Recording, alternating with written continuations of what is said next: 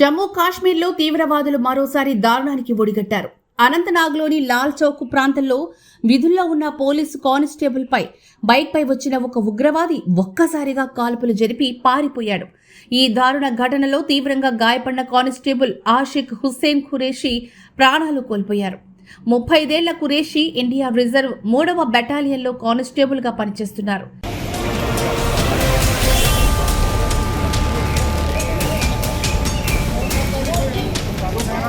ఆయన బద్గాం జిల్లాకు చెందిన నివాసి.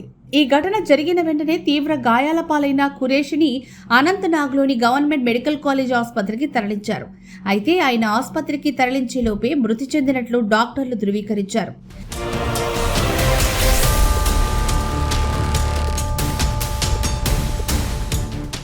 లష్కరే తోయిబా షాడో సంస్థ అయిన ది రెసిస్టెన్స్ ఫ్రంట్ ఈ దాడికి తామే బాధ్యులమని సోషల్ మీడియా పోస్టు ద్వారా ప్రకటించుకుంది.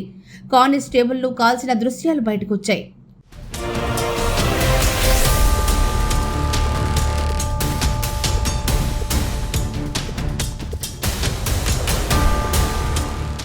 గత ఏడాది పెహల్గాంలో 26 మంది ప్రాణాలు తీసిన భారీ ఉగ్రదాడి తర్వాత జమ్మూ కాశ్మీర్లో చోటు చేసుకున్న ప్రధాన తీవ్రవాద ఘటనలలో ఇది ఒకటిగా భావించవచ్చు.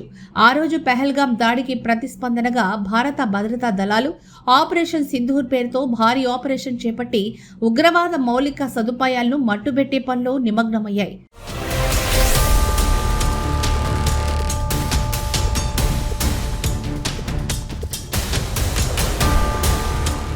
రేపింది. కాల్పుల శబ్దాలు వినబడడంతో స్థానిక లాల్ చౌక్ ప్రాంతంలో ఒక్కసారిగా తీవ్ర భయాందోళనలు వ్యక్తమయ్యాయి.